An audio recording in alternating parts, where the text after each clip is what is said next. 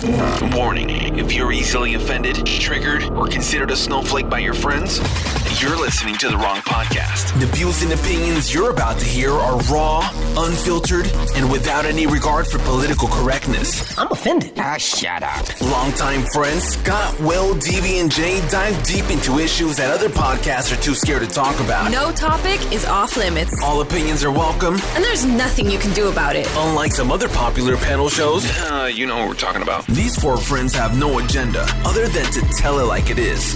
This is The Big Divide. Good afternoon, everybody. Welcome to The Big Divide. I'm your host, Scott Rowe, coming from Chicago, covering all the white folks today. And you might wonder why I just said that. The reason I just said that is because The Big Divide was conceptualized to bring cultures together and talk about some stuff. So I got myself. I'm covering the white community, I hope. I got a Spanish friend on today. Where's Will? He's out there? I am here, young man. How you doing, buddy?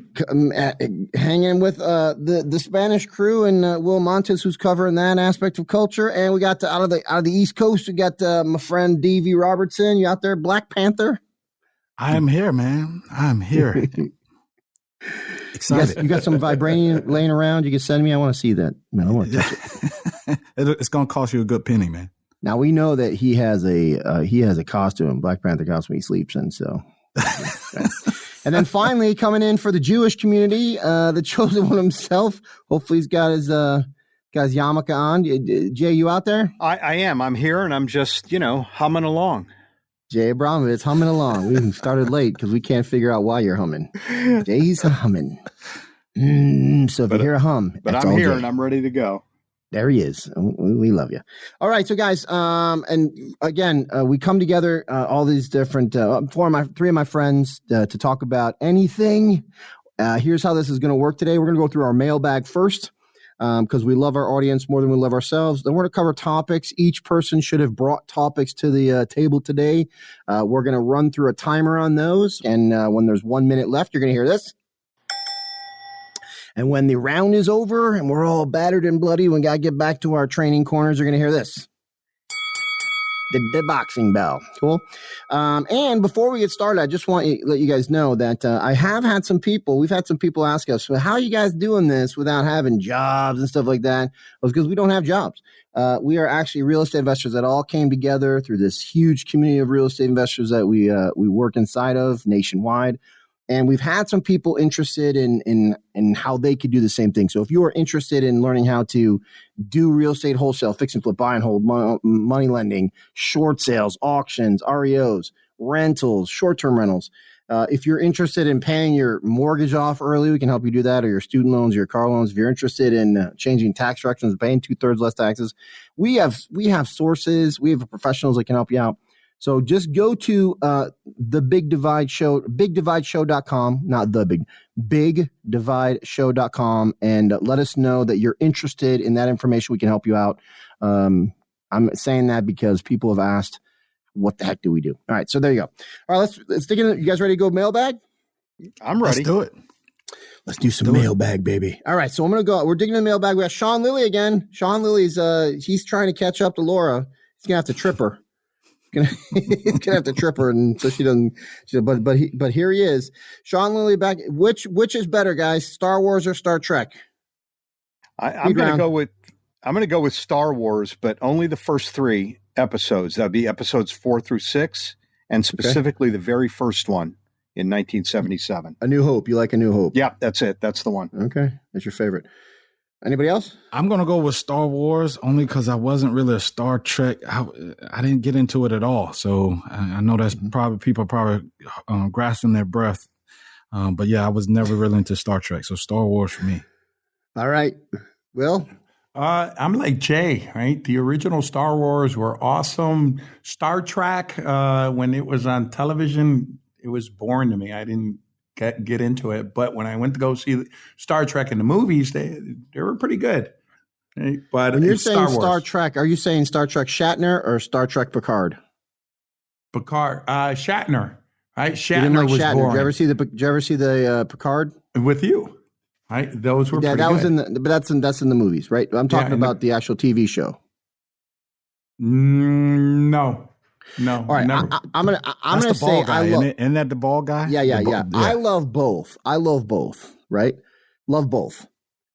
But Star Trek is me, and I'll tell you why. Star Wars is based on spiritual religious principles, and Star Trek is based on science principles, right? So the Force is never explained. It's never the Force, right? It's a mystical thing, and even the Jedis are like a mystical. Even they're made fun of a little bit by the Empire, right? But in Star Trek, dilithium crystals, there's an idea that they'll explain scientifically to make the show work, right? So that's why I'm way into Spock and the logic stuff, right? I even love I can watch the old Star Treks. I can watch the old Shatner movie Star Treks, all of them. Love the Picard, never missed the New Generation, and the newest ones they rebooted with the time change, where they actually created a whole nother timeline with the Pine and the crew. They're never going to make another one. I don't think they're never going to do that. It pains me to say that, but I wish they would. But I would go if you gave me a choice. Hey, you can see Star Wars or Star Trek. I'm like, dude, show me some Star Trek. I'll take that over Star Wars.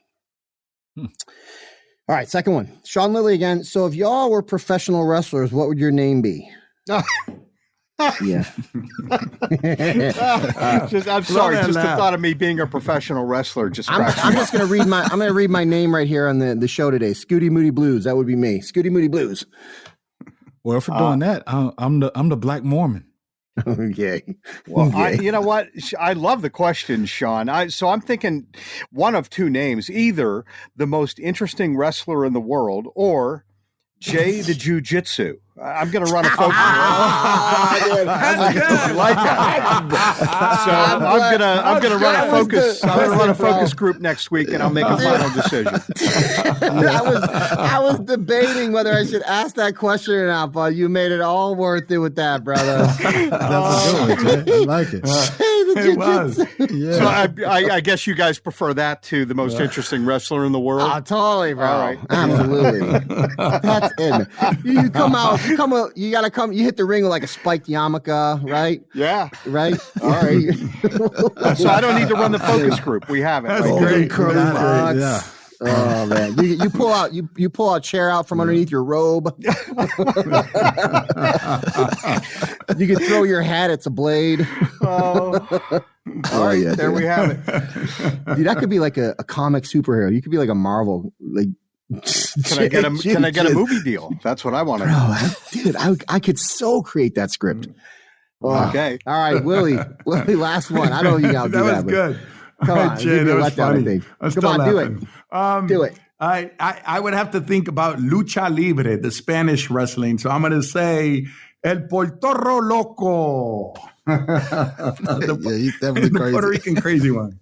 Right? So yeah, there you go. Puerto Rican crazy one. All right. All right. So the last question here. That was great, Jay. That was great, Jay. Glad you liked it. Great. The show's over. You can't top that. All right. All right. So last question coming from guess who, boys? Laura. All right. So Laura's keeping her streak alive. In your opinion, are smart home devices such as Google Nest and Amazon Alexa worth the convenience, or are they too intrusive on your privacy? Now, if you're suggesting, go ahead. I'm gonna let you guys go first, and I've got something to say. I'll go first. Go for it. For me, it's not convenient. I didn't grow up in that era, and I had Alexa. I don't trust it. You know, I heard stories where people hear things, lights going on. I don't need that. No, I'm simple. 2 + 2 = 4. I don't need nothing else.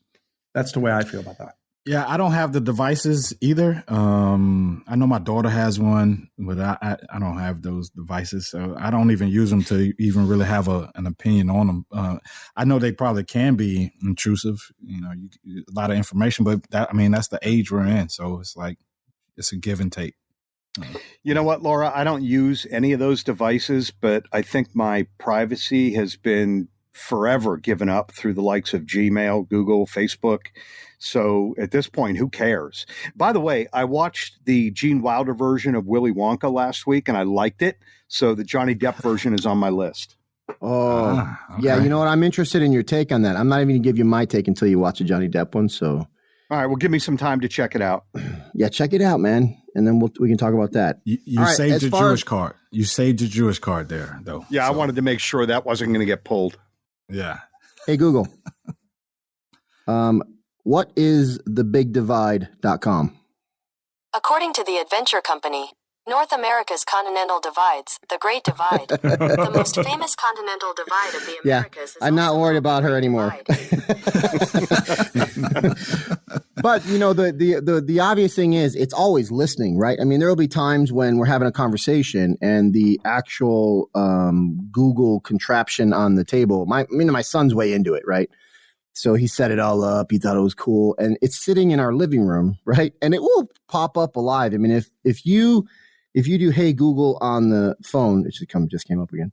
That one in the thing will show up, and it'll say the same stuff, right? It's like set to the same account, but it is weird that it's always has to be listening. It has to be listening in order to respond to that, right? Mm-hmm. It has to be. And I'm sure, based on what we know about the big tech companies and their hidden fine prints, that they're doing something with whatever they're hearing. Does that make sense? And if you just hit, and who does this? When you set up your Google account, you're like, do you agree? Do you agree? You're like, yeah, just get me started. Agree. And then all of a sudden you've agreed to everything, right? Not a lot of people are reading the fine print, which is what's made Google rich, because they're able to get data for advertisers, marketers, other companies, the government, right? I'm sure there are a lot of people interested in what Google's doing, which has gotten them rich, right? And they're already listening through our phones, so what difference does it make? You guys are all telling me, no, I'm not into it, but I guarantee they're all listening on your phones right now, just like mine was. That just proved it, right? It's listening to it's listening to me talk to you guys right now, right? It's just only going to respond. It's listening. I say, hey, Google, and it brings it up, right? So it's always listening for sure. Is it a convenience? Yes, it is a convenience. But again, that convenience comes with a price, right? Convenience always comes with a price. And I'll give you an example of this, convenience with a price. And we're all real estate investors. We're all business owners, right? And how many times have you guys gotten to the point where you're frustrated because other people won't go the distance for themselves? Like they would rather work a 40-hour-a-week job and give their whole life up to a company, hopefully to retire at 65, versus putting in the same kind of time, 8 hours a day, to become independently wealthy. Anybody ever frustrated with that? Frustrates me to no end. All the time. It frustrates me like crazy, right? Yeah. Here's the problem. The problem is we live in fast food nation. People can now pull up to a McDonald's, order the food at the speaker, and then they're in line. 5 minutes later, they have it piping hot in a bag and on their way out. I heard they can go to strip clubs and get McDonald's too. Yeah. Okay, sounds good from last week's show. All right, but the fast food nation idea is the instant gratification. Somebody wants to know they're getting paid before they show up to do work. Now, does that make sense? Hey, I want to know what I'm making before I show up, because I want to know what's in the bag before I order it, and I already know, because we live in a fast food nation. We know what we're getting. So they've created this whole dynamic. They don't want to not know what they're going to get paid. They don't want to not know what it's going to be at the end, right? They hate surprises. So. Yeah. Even like with McDonald's, because we know what's in the bag is not good for us. The same thing with the jobs and this whole microwave nation. They know the job is really not good to them. Yeah, convenience has a trade-off, right? It ain't good food. It ain't good for you. It's all processed stuff, but you're going to do it anyway because it's convenient, right? Yeah. Yep. All right, good job, Laura. See, look how awe-inspiring you are, Laura. Yeah. Okay. That just brought to me. I could be on FaceTime, and I see these flashes as if there's a camera, and I'll ask the person on the other line, "Hey, were you taking a picture?" They say no. I'm thinking, we're being recorded, and all that stuff. So I just thought about it. Yeah, the privacy is gone. Isn't it? All right. Okay, topic time. All right, so we're going to divide the show up into a little bit 4 sections, and we're going to do speed round after that. And so topics. Anybody got a topic they want to bring up? They're so excited about. They want to talk about. Nah, I got something kind of heavy. Give it, baby. I love heavy. Dude, why not start let's heavy? get heavy out of the way. Get heavy, dude. I want to go back to something that Devi was talking about last week. And he was talking about white supremacists in police departments and in society at large. And I responded by saying that, well, I'm sure there are white supremacists out there and racists as well. I didn't think it was a problem on a scale anywhere near the way it's being portrayed by the media or by Democrat leaders in particular. Now, I don't want people, especially my friends, and that goes doubly for my black friends, to think that I'm as oblivious to this problem, and I say problem in quotes, as I think the problem itself is fake and grossly overblown. So I want to talk about it a little bit. I want to start by doing what I think is tedious but necessary, and that's the disclaimer. I acknowledge that there are racists out there in the world, including some in police departments throughout America. I also acknowledge that there are some white supremacists in our country, including some in police departments, although I believe that number to be infinitesimally small. Now, as long as there are human beings in the world, we'll be dealing with prejudices and some very wrong-thinking people. This applies to all humans of all religions, of all nationalities, of all races. This is not a uniquely white issue, nor is it a uniquely American problem. So I had a hypothesis, which was to empirically demonstrate with data, with facts, that the number of white supremacists is very low, and therefore the case for white supremacy is overblown. But I ran into some challenges, and I want to share what I did and what I found. So the first thing I did was I identified some of the most popular white supremacist groups in America. You guys know the name. The American Nazi Party, Aryan Nations, Aryan Brotherhood, White Aryan Resistance, the KKK, a group called Youre, the American Freedom Party. And there's a lot of them out there. Then I tried to determine the membership numbers for those organizations. And to my surprise, there was very little of that information available. I was really surprised. And I actually started to wonder if this wasn't being censored out of the internet. I don't know, but I just couldn't find a lot of it. What I did find was a pretty wide range of estimates. Now, the best estimates for the number of white supremacists in America ranges from between 3,000 to, get this, from 3,000 to 50 million members. That's an incredibly wide range. The key word being incredibly. Do you know what that means right there? Yeah, I do know what it means. Let me finish my thought, and then it means that nobody knows, and that it's BS. Okay, BS right there. So listen to this, because when I read that, I thought, how can anybody even with any credibility put out a range like that? It's meaningless. It's not science anymore. It's just it's emotional speculation. That's exactly where I'm going with this. So where do you hear the logic behind that 50 million? There's no logic there. Well, here's one example from one publication, and I found this in multiple places. This publication is called the National Memo. I wasn't familiar with it. And there were others. Now, I'm going to quote from them. It's a short quote. Although the members of these groups may be especially vocal, the presence of racism in the U.S. cannot be quantified strictly by data.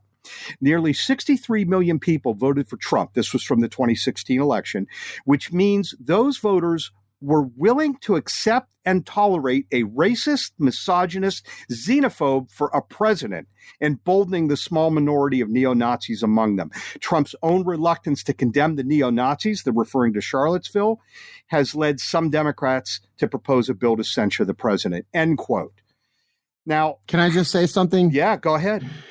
He denounced it numerous times. I hear you, Scott, because the next thing that I'm going to lay out is this. By that logic, which is based in large part on outright lies and misinformation, if you voted for Trump, you're a racist and a white supremacist. And that position is just so absurd, so utterly preposterous, that it actually helps prove my hypothesis that the true number of true white supremacists in America is very low.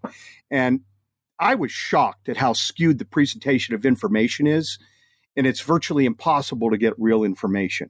And that just has me going back to depending on my own common sense, including questioning all information that I digest, that I absorb.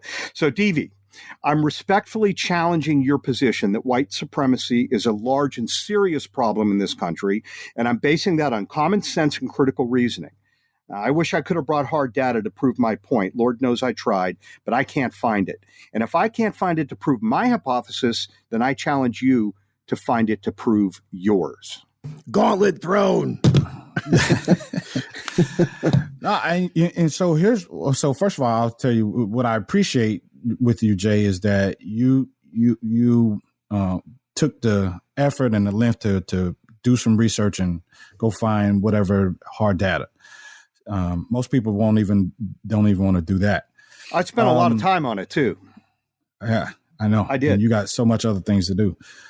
So I first appreciate that. And I believe one of the things, so with that, yeah, it's probably a small percentage. And it's definitely not like it was, years ago. Here's the thing that I feel like most people outside of the Black community kind of overlook. So when things are not happening to you personally, it's easy to overlook and say, "Oh, well, they're blowing that out of proportion," or "That's not real. It's not as bad as they make it." But when you're in it and you're in the thick of it, and it's happening to you, there's nothing more real, and there's nothing more deflating to when that stuff happens to you. And then when you start seeing a trend, like when communities, because I know in a Black community, I mean, we're brought up on certain things, not because we have this woe is me mentality, but these are things that actually happen. We experience these things. And some stuff is disguised. Some stuff is blatant. And when I hear people say, "Oh, racism doesn't exist nowadays," and it did back then, but it doesn't exist now. And when I can actually go to a store, a department store, and I have the ability to buy anything I want in there, but I'm looked at as if I don't belong there, or some kind of stigmatism is on me. Those are things that we're faced with. So you could say that's on a small percentage, but when it's happening to you, it's a whole different ballgame. It's a whole different ballgame. So, well, can I say something? Go ahead. Yeah, of course. We can't stop you. If you walk through the light, I'll give you an example. I got friends of mine right now. Let's deal with not black and white issue, but a fear issue, right? An instilled fear issue, right? We have friends today that won't leave their house because, and I have two friends that have had COVID already, and they won't leave their house. I'm like, you've developed an immunity. Well, that's not what they say on TV. It could be worse a second time. And I'm like, so you're never going to leave your house. I'm going to come over and bring my screw gun and just drill you guys in and leave a slot for groceries. That's it. So now it's an instilled fear in them, right? And they're white, right? They're not leaving their house because of what's been taught to them through the media. Does this make sense? That's an instilled fear. And so is it possible when somebody walks into a store like you suggested that they're walking and going, is this sales? See, I had experiences in the field where I'd walk in and people look down their nose going, what are you doing in here with that product? And you're trying to sell stuff, right? So I had that experience, and I'm like, yeah, I know I'm not going to that. I know exactly what I'm going to get out of that neighborhood, and I know exactly what I'm going to get out of this neighborhood here. But I'm not walking into any situation. I walk into situations laughing at them, not afraid of them. I mean, if you walk into a store, are you afraid? And I think this is the difference between successful people who get out of that situation and people who will always be woe is me, right? They always want to live in that vibration of energy that gives attention to something that they believe in, right? Versus other people going, dude, it's all fear, false. What is it? What's the false reality appearing real? No, false. Yeah, appearing real. False. Whatever. False reality appearing real. No. How's it false reality when you spell fair F-E-A-R, sunshine? Well, we're misspelling fear. That's the point. It's called fear. False evidence. False evidence appearing real. False evidence appearing real, right? So how much of that, DV, is somebody leaving their house going, well, my parents told me to watch out for stuff, and oh, look, it showed up. You can actually manifest whatever you have an energy around. Yeah, but you got to also understand, Scott, that is taught from not just fear. That's taught from that's also taught from, and that's it right there. You just started your sentence with, Scott, you have to understand something. I only have to understand exactly what I experience. That's all I have to understand, right? Just like Jay went looking for some information, and his experience was, it ain't out there, right? So in my world, and again, you guys all know me, DV, you know me, right? You know I will go the distance for one person if it means I can change their life, right? Right. You know that. Yeah. And in my world, I have been trained to actually listen for victim statements and go, well, that's going to hold you back right there. That's, the minute you start saying there's a boogeyman out there, then that's what you gonna find the boogeyman. Yeah. And that's the problem. We already agreed last week that racism exists. It will never go away, right? That's what I would be taught. Hey, listen, there's going to be people out there that are going to treat you different because you are different. So who cares? Well, I will say this. I think that's also part of why a lot of movements are. It's not so capacitating for many people in the Black community, because they're like, you know what, it has no power over many of us. And that's exactly what should be taught, right? Right, and that's what a lot of people are experiencing. So, however, to look down or say, hey, this stuff is not real, it doesn't exist, or media is overblowing it. It's to a lot of extent, yes, media does. A lot of extent, media does. However, and why do they? A lot of that stuff is real. Why do they do it? Can I answer that? It's money. We're over, but go ahead. Sure. No, it was. Here's why they do it. I'm going to say this. Okay, I can continue on this topic. It's okay. So Willie's topic to answer your question, the reason why they do it, because there was a president called Donald J. Trump, and he stood for policy. That the playing field is even. Let all the horses run. And because he reminded that the American people, the elites, work for us. We don't work for them. But now they want to break down all his policies. So everything that he did good, lowest unemployment rate amongst Latinos, Blacks, everything that he did for women, Asian, right? The wars overseas, all his policies, they got to bring something that does not exist. And here's what they're bringing up: racism. You know what, Will? I could not agree with you more. I think this is a smokescreen to drive the political left and their policy initiatives.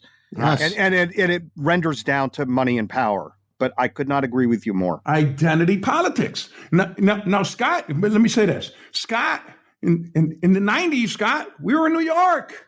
You ran your office in Westchester, right? Yeah. White Plains, New York. We had all types of ethnic backgrounds in that office. Not one person ever talked about race. And it was a white man running the show, Scott Rowe. We were all united, and it didn't matter what neighborhood we went to. In Indianapolis, where the KKK was big at one time, it didn't matter. Nobody talked about race whatsoever. We got along.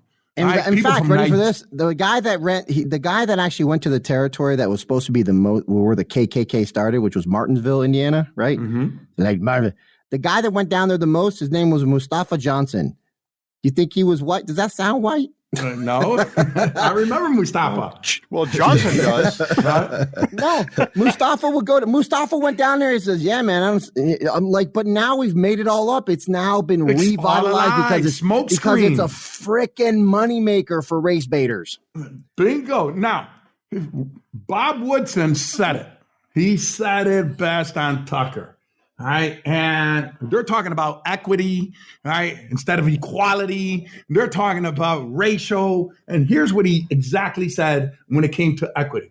A car has 4 flat tires, and we argue about the race or the sexual orientation of the driver. That's what's going on in America. And number 2, when you generalize about a group, all Blacks, all gays, all women, whatever, okay? And then you apply the remedies for the problems that group has, it always benefits the elites at the expense of the ones at the bottom. It always ends up being unequal. And listen, let me tell you something. This is a great, and a couple weeks ago we went over this fall of the white man. Remember that, Deeves? Yeah. The fall of the white man. Okay, so right now the rhetoric keeps the white man from being able to say anything because, and I'll give you an example. You can be on Facebook saying black power, black pride, right? Beautiful black people.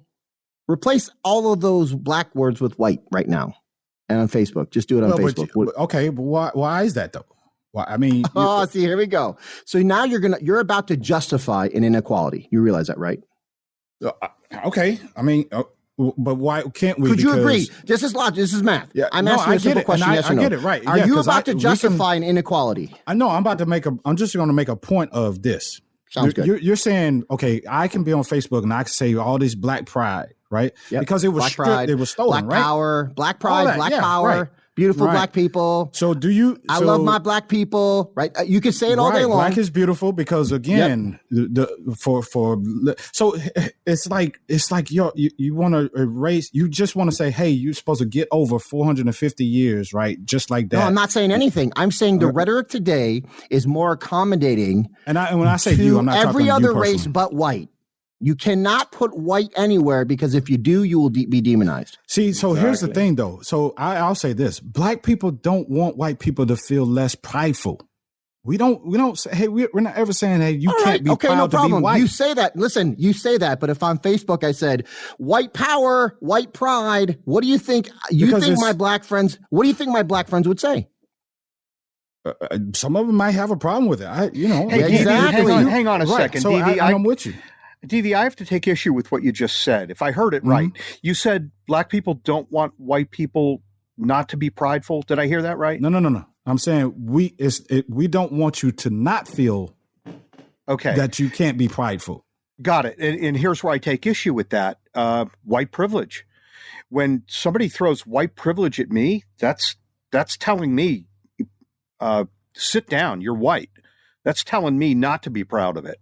Yeah, exactly. That white privilege is being used now. Those two words right there are being used as a cudgel, right? Yeah. Like, hey, listen, you don't deserve what you have because you have white privilege, and that's what it says. Like, hey, I worked my ass off for what I got. To be honest, I just thank God they think I'm my white, not office Jewish. existed because I worked my ass off. Nobody said, "Oh, show me your white card. We're going to give you a lease."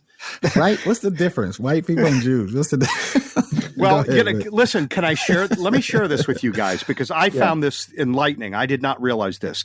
In the course of the research that I was doing, my assumption was I was going to find a common thread through all these white supremacist groups that their main enemy were blacks and non-Europeans. What I discovered, the common thread was that they were after Jews. And that really was enlightening to me. I didn't realize that. And I did some really creepy reading in some really creepy places in my research. And the common thread was that they weren't after blacks and browns. Yeah, you're on the list. Sorry, Deeves. But it was Jews seemed to be the bullseye. Yeah, and I didn't realize that. So when you talk about white supremacists coming after blacks and browns, I'm thinking, I'm not seeing that, and I'm their core target. Here's the last thing I would say, right? The grand wizard, Donald J. Trump, right? Leader of the supremacists all throughout America, right? I knew it. Hold on. Yeah. When was the last time a candidate was told by the people, we love you. We love you. There's never been a candidate like that. That guy did a lot. Obama got a lot of play. Come on, dude. That's not all true. Those rallies, we love you. I never heard that on Obama. Yeah, anyway. I never heard that on Obama. We love you. That's. I want to get John back to Kennedy, some substance Franklin stuff. Roosevelt. Come on, rallies. dude. I never heard anybody say we love you to a politician. You're not paying attention. Yeah, you stole up that man's butt. No. Look at you. You saw up that. But what has Obama done for blacks in Chicago? Just think about it. He doesn't even live there. And they're killing each other. I got a question. Devi, you how do you feel about Obama? I liked Obama. I wasn't. Did you ever see what he did in Flint, Michigan to that community with the water? And I'm on record to say there's some things Obama was shortfall, especially in the black community too. Even the black community says that. Did you see what he did at a podium at Flint, Michigan with a glass? He's like, "Can y'all give me a glass of water?" And he took the glass of water, and the people in Flint, Michigan that were fighting for the could not believe. You're talking about when he was in office, right? Oh yeah. Okay, right. I just want to be clear. You haven't seen it. Have you ever seen a video of it? No. I'm going to send it to you, and then we're going to talk about it next week, how you feel about what he did as a human to the humans that were in the room begging him to do something about that water. Here's the difference, though. What I don't hear from Will is like Trump he couldn't do no wrong. Everything he did, like I didn't say that. That's your interpretation. No, I mean that's that never came out of my words. No, what I'm saying is you play like he didn't do no wrong in his presidency, but then we could quick be bringing up the wrong that Obama did, and I'm like, okay, he did some good and he did some not so good. They both did. Let me ask you a question. Let me ask you a question. What wrong did Donald Trump do? Answer the question. I mean, we're going to be getting into it. We're going to be here all day. I'm Davey, just simply saying. What's your topic tonight? What's your topic tonight? You got a different topic? Yeah, Candace Owens. Oh, same topic, bro. We're gonna be the same topic. Oh yeah, bring Candace on, let's baby. Just pause. Listen, this is the same topic.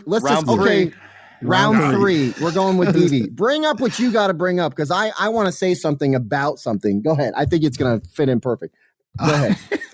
So we'll just start, bro. This is a continuation, right? Let's hit some. Listen, the audience needs to know. We don't plan this. None of us knows what the other's bringing. Yeah, we have no idea, we don't, which is good. All right, so now it's round three. Whatever time's left there, Trent. I'm going to be last, so I'll probably get the shortest amount of time, which is okay. But you hit it, Deeves. Yeah, so I was just reading because we haven't heard from Candace Owens, and she all of a sudden became the darling of the Republican Party, and so all of a sudden she just started speaking for all black people.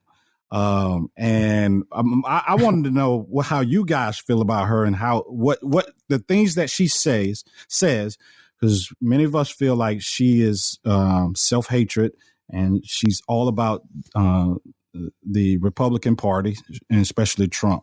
So and when you hear a black person says, hey, a black man was rightfully killed by the police because he was a criminal. I mean, how does that resonate with you guys?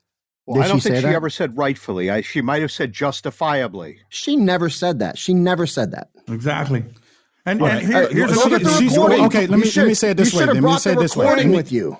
You should have brought the recording. Well, let me say it this way. She was reading an article. She said that George Floyd was his death was justified because he was on drugs and some other things that she said. All right, wait a minute. Is that a quote? Are you just going? I heard. Is that a quote from her? And that was in the article, and that's what it was stated. Let me tell you what I understand about what Candace said. She goes, "I'm tired of the black community, giving 4 funerals to a man who actually beat up a pregnant woman while he robbed her apartment." Right. So putting on a pedestal people that shouldn't be on a pedestal, right? So the guy that got shot in Kenosha, he had proven that he had a knife in his hands. He got shot, right? A black woman, I guess was calling the cops. He was taking the kids. He had the kids in the car, right? It could have been a high speed. They were looking after the kids, but what was that guy's name? Was it Jacob in Kenosha? Jacob I cannot Blake. Remember. Jacob Blake, right? So Jacob Blake, again, they had Jacob Blake's family at the church when Biden went there, and even Kamala Harris says, hey, we're proud of you, Jacob Blake. This is a guy who had a record, a knife in his hand, the kids in the car about to take him in a car that wasn't his, called by his ex for taking the kids. And Kamala Harris is saying, we're proud of you. And what Candace is saying is, hey, black community, I'm black and I'm not proud of that guy. She says, I'm tired of us making heroes of criminals when we have plenty of heroes like Martin Luther King, right? And I'm with her. And he was, okay, and I'm about to go off because I don't say he was assassinated, but he was a hero. Okay, yeah, after the fact. You don't think he was a hero? Okay. No, absolutely, I do. Absolutely. Okay, great. I believe he was a hero. But he was assassinated by a white man. Okay, so here's what I'm getting at. So what are you angry? Are you angry at me for him being assassinated by a white man because the guy was white? I'm not angry at anyone. What are you angry about? No, I'm not angry. What's your point then? Then what's your point? What I'm saying is, for her to say, we're going to stick with George Floyd to say that, because she says she's saying some crazy thing. She said she justified why we saw this man die on national TV. No, she never did that. She never justified that. If you could pull up a clip with her justifying it, I will agree with you, but I never heard her justify that. Well, she never did. Time on here, but okay, but okay. But you don't have the resource. You didn't bring a resource that backs up what you're claiming. You say, but can I say something right here? Go ahead. Okay, sure, I've been listening to her. She doesn't talk for all black people. She talks about black people who are conservative, and she talks about the Democratic Party wanting to control black people. And the one thing that I say to you, DV. You listen and you claim that you listen to Martin Rowland. That guy is a racist pig, because I listened to Martin Rowland, and the way he talks about white people, white crackers, these mother effers and everything, that guy's a racist pig. That guy is a racist pig. You've heard him say crackers and MFers? Oh, yeah. Okay, bring that resource next week. Hey, it looks like we got some homework, baby. We got some homework. All right. Last thing I'm going to say is that this. Listen, when I grew up, I heard the term Uncle Tom, right? Which is I think this is why I was excited that you brought up Candace Owens' name, because she's almost like the female Uncle Tom that people are calling. So we are so divided racially based on what the media is telling us and what politics has done to us, right? Donald Trump denounced the white supremacists at the Charlotte rally multiple times, yet Biden says he didn't denounce them when he was running for president. That's why I ran for president, because he never denounced it. No, I can pull up clip after clip after clip after clip of him denouncing it, but it doesn't matter, because that doesn't help their cause. So I've heard Uncle Tom used against people like Thomas Sowell, Candace Owens. What's the one guy? The very Charles outspoken Payne. I mean, there's a long list. Everybody's being called an Uncle Tom, right? Uncle Toms. I've never heard it more than I heard it lately, right? In these last 4 years, anybody that actually sided with the policies of Donald Trump was called an Uncle Tom in the last 4 years. There's been more people labeled as Uncle Tom in the last 4 years than I've heard in my lifetime. It was a term talking about, slaves that were actually helping the white folks that kept slaves. And that's what I knew was Uncle Tom. And then they started using it in labeling people lately. And I'm telling you, man, it's a weird time, and it's just being stoked by the media. And DV, I'm going to say one more thing, okay? You're a leader in our community, and it's not the color of your skin is the reason why that you're a leader. You're a leader because we all have the same thing in common. It's your heart. It's your heart, bro. Right. So, and let me be clear on some things, guys. I'm not saying that any of you all are racist, or you make me feel like I'm a second class citizen. I'm just saying that in a black community, there are things that happen in that black community that when you say certain things don't exist, and we're saying, what, you guys have no idea. You don't have no idea. You're speaking on stuff that you're not fully aware of. You're talking about from your perspective and your point of view and what you see, because certain areas like I'm from Atlanta, Georgia, and there's a place, Stone Mountain, Georgia. Right. And that's like headquarters for a Klan. And you go through and you see certain things. So when I hear talk of this stuff it doesn't exist, or it's not to the extent, again, from somebody else's perspective, when you're in that, it's a whole different world. So I don't use this. I don't use this to say, hey, I can't arise above this. And that's one thing the Black community is keeps trying to want to remind people is we've always keep rising above all that stuff. Like the stuff exists, and we don't want to just kind of be concentrating on that. We just want to live our lives like everybody else. We don't want to be bothered with that stuff. So there's no woe is me type mentality. I know there are some people out there, and even in the Black community, we say, hey, you got to get past that. We get past that stuff. But I'm going to ask you this, right? Okay, I come from the city of Chicago. They burned down my house from racial violence. I've experienced this. I dated a Black woman, Grace. I lived in Georgia, in College Park, with all Black people. I used to go to the college Morehouse, right? Every Wednesday night with Avery Reddy, right? And we lived apart. I'm Puerto Rican. I grew up in the most segregated city, Chicago.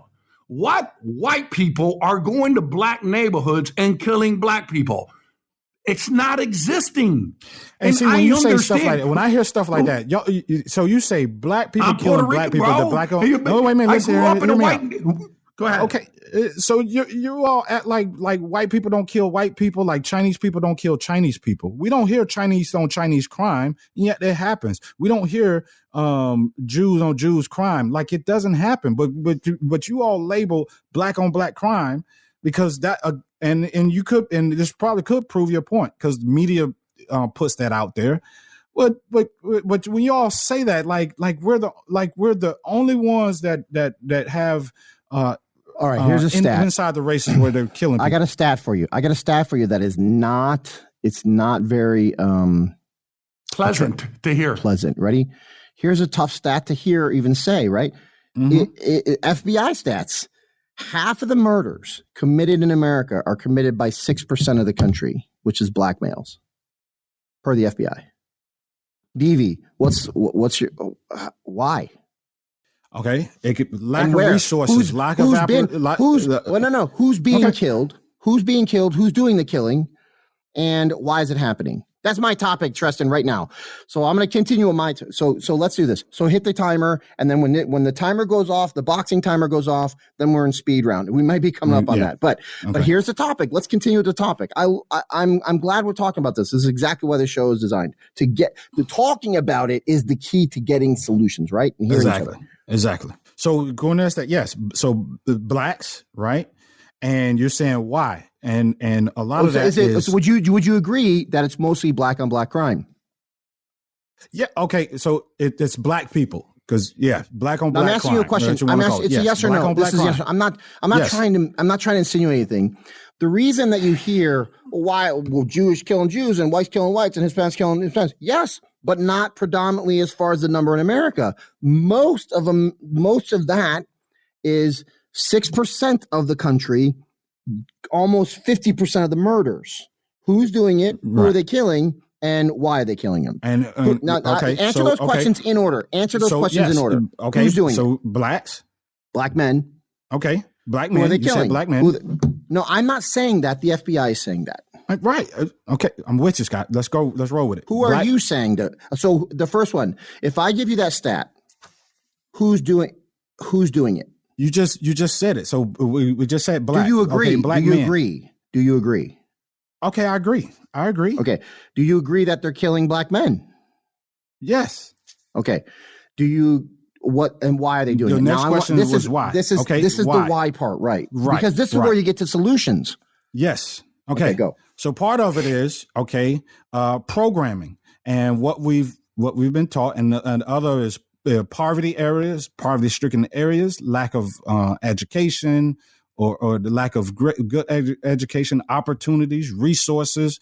I mean, there's a slew of things. You put dogs in cages and you don't give them good resources, they're definitely going to turn on each other, right, to survive. And that's what that and so that was point. That wasn't Black people doing that to themselves. That was a design. Right? It's design. They didn't have who designed it? Who designed it? White America. Who else designed it? We didn't have control of that. It's the white liberals. Who created ghettos? Hold on. Let me say this. Who created ghettos? I'm going to answer a question right here. All right? It's the white liberals. It's the white liberals that are running these cities. So you all like to put the titles on that. Let me say this. The majority of black people, what do they vote? Democratic. And when they, like Candace Owens, leaves the plantation, okay, now she is ridiculed. She's the one is like an Uncle Tom. Just think about that. Right? You have Jews that are Republican and Democrat. You have Latinos, Republican and Democrat. But when a black man becomes a Republican, he's ousted from the community. He's an Uncle Tom. Just notice. And I disagree. And I disagree when people say that because but do you agree that it's said predominantly in the black community? No, yeah, I do agree with that. And I'll give you a quote. When I don't know, he was on Charlemagne the God. He's like, well, you ain't black if you ain't voting for me. That was Biden, right? Exactly. Like he was seriously trying to herd every single body in the black community. You know how much slack he got for that? Yes, right. Well, what? He took a lot of heat. You know what happened? I put that up on my Facebook page, and a lot of the black folks were like, they're like, he ain't wrong. Just imagine if Donald Trump would have said that. Oh my God. So I'm gonna tell you, I think where Donald Trump really went wrong with the black community is because he brought up this whole thing about Obama not being born in America and he's a Muslim and all this kind of stuff, which was going with a lot of the white agenda that was going against him. I think that's I think that probably is if you had to put one key point, because Donald Trump was loved in the black community, especially by hip hop. Hey, so when he started going against, respect, Davey, I don't think he did go wrong in the black community. He pulled more of the black vote than any Republican in history. What I'm saying is when the majority of the black, I'm talking about majority of the black community, and they started going against Trump because of certain things that he was saying. Well, yeah, I know what you're talking about, but he pulled it through in the vote. He had a hugely positive impact on the black community, and they responded in kind to him. Not in the numbers of white voters, to be sure, but it was a shift. Because I think what's happening is Black America is saying, "Hey, we're no longer we're tired of the Democratic Party because they have taken full advantage of it." So I'm with Will on that. And then they say, "But the Republican Party is also not like been fully embracing or saying, hey." They haven't. You're absolutely correct. Mitch McConnell is showing his true colors. That's the challenge. So what they do is they kind of start sticking with what they're familiar with. And that's the challenge. And so there has to be some changes in that. And so that's we're just at that road. So that's what's happening. Good conversation, guys. That is exactly why we put the show together. Hey, bring Davey, that kind of stuff up. I love you, man. Yes. I love you too. I'm glad to hear it. I hate your black ass. All right. Okay. So I don't know how much time we got left, but I do. This week's speed round is in Will's court. Will, you got your speed round ready to go? We all waiting. We can't wait to hear Hispanic speed round. You came over the house. I wasn't prepared. I'm not prepared. Go ahead. You do the 10 questions. You said Will. He's calling me out. All right? I'll have it next week. You said that last week. And the week right. He said that last week. I like when somebody else does speed round. That's not for me. That's not for me. Look at that. Go ahead. So Scott, you knew he didn't have it? You knew he wasn't ready? He didn't have it. He knew. That's why he knew about that. You got speed round. Can you do it? You got 10 questions. Can you please do it? You're so good at it, Scott. Yeah, that's how he gets it his way. You're so good at it, You're Scott. so good at it. You're better than I am at it. So people they take over. You didn't have to work. All right, here we go. Speed round then. We're speed round. First question to the speed round for everybody. What ethnic dish would you recommend someone try? Ethnic dish. Collard greens. I love collard greens, dude. Will? Jay? I always defer to Italian, but everybody knows Italian food. I'm talking about your ethnicity, dude. You're Jewish. Oh, my ethnic dish. Okay. I got you. I'd go with latkes, potato pancakes. Potato pancake. I love potato pancakes. I could put those. I'll make them for you sometime. Yeah. I say lechon, Puerto Rican pork. Puerto Rican pork, lechon. Okay. And in my case, a hamburger because I'm white. All